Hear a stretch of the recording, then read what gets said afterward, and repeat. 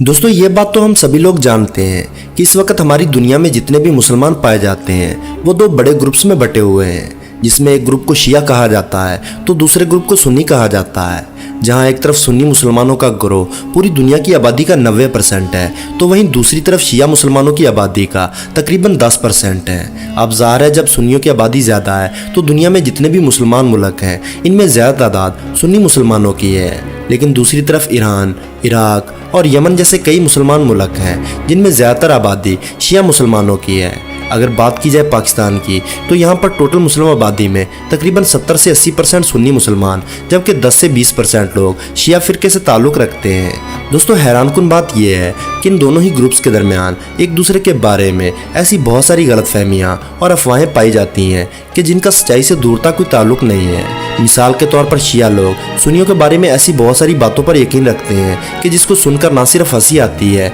बल्कि वो बातें लॉजिकली भी पॉसिबल नहीं लगती। ठीक इसी तरह से सुन्नी ग्रुप के लोगों के नज़दीक आप लोगों को शिया मुसलमानों से रिलेटेड ऐसी बहुत सी अफवाहें नज़र आएंगी कि जिन पर वो लोग यकीन रखते हैं मगर इनका सच्चाई से कोई नाता नहीं होता बल्कि वो तो सुनने में ही फ़नी महसूस होती हैं। लेकिन दोस्तों अगर इन दोनों ग्रुप्स के दरमियान एक दूसरे के बारे में बहुत सारी अफवाहें और गलतफहमियाँ पाई जाती हैं तो इसका मतलब ये भी नहीं है कि इन दोनों ग्रुप्स के दरमियान कोई वाज़ह फ़र्क नहीं है। दोस्तों इनकी इबादत और अकीदों में कोई छोटा सा फ़र्क नहीं बल्कि बहुत ज़्यादा फ़र्क है और इसी फ़िरका वारियत की वजह से ही तारीख़ में ये दोनों ग्रुप अलग हुए थे, वरना पहले तो कोई ग्रुप होता ही नहीं था। दोस्तों शिया और सुन्नी मुसलमानों के दरमियान जो बुनियादी फ़र्क पाए जाते हैं इनमें एक सबसे बड़ा फ़र्क कलमे को लेकर बनाया जाता है। जहाँ एक तरफ सुन्नी मुसलमानों का कलमा है ला इलाहा इल्लल्लाह मुहम्मदुर रसूलुल्लाह यानी अल्लाह के सिवा कोई माबूद नहीं और मोहम्मद सल्लल्लाहु अलैहि वसल्लम अल्लाह के रसूल हैं, जबकि दूसरी तरफ शिया मुसलमानों का कलमा होता है ला इलाहा इल्लल्लाह मुहम्मदुर रसूलुल्लाह अलियु वलीउल्लाह वसीउ रसूलिल्लाह व खलीफतु बिला फसल।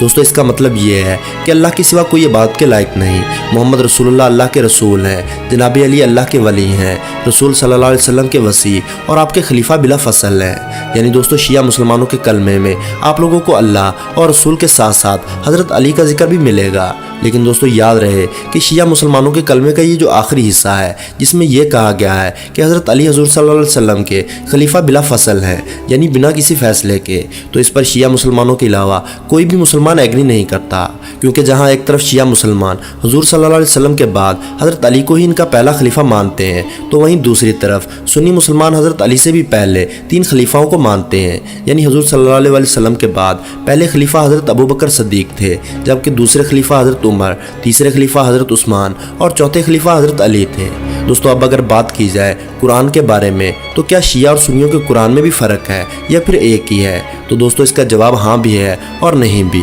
ऐसा इसलिए है कि अगर आप लोग अरबी ज़ुबान के हिसाब से देखेंगे तो कुरान दोनों फ़िरकों का एक ही है, लेकिन अगर तर्जमे और तफसील को देखेंगे तो मामला पूरी तरह से अलग है। यानी एक आयत का तर्जमा शिया मुसलमानों ने अलग तरह से किया होगा जबकि सुन्नी मुसलमानों ने अलग तरह से कर रखा होगा। यहाँ तक कि तफसीर यानी कि एक्सप्लेनेशन में ज़्यादातर आयतों का कॉन्टेक्स्ट ही बदला हुआ नज़र आएगा। दोस्तों अब बात करते हैं नमाज के बारे में तो दोनों ही ग्रुप्स के अंदर एक दिन में 5 फ़र्ज़ नमाज़ों को अदा किया जाता है, मगर जहाँ एक तरफ सुन्नी मुसलमान 5 नमाज़ों को अलग अलग अदा करते हैं तो वहीं दूसरी तरफ शिया मुसलमान अपनी कुछ नमाज़ों को आपस में मिला लेते हैं, जिसकी वजह से वो इन 5 नमाज़ों को 3 वक्तों में ही अदा कर लेते हैं। इसके अलावा रमज़ान के महीने में भी सुन्नी मुसलमानों में जो तरावी का कॉन्सेप्ट पाया जाता है जिसको सुन्नी मुसलमान बड़े शौक़ से पढ़ते हैं क्योंकि वो साल बाद आ रही होती हैं तो इनके आने से कई दिन पहले से ही तैयारियां शुरू हो जाती हैं, तो वहीं दूसरी तरफ ये सब चीज़ें शिया मुसलमानों में नहीं पाई जाती क्योंकि इनके यहाँ तरावी का कॉन्सेप्ट मौजूद ही नहीं। शिया मुसलमानों के मुताबिक ये ऐसी बिद्दात हैं कि जिन्हें सुन्नियों के दूसरे खलीफा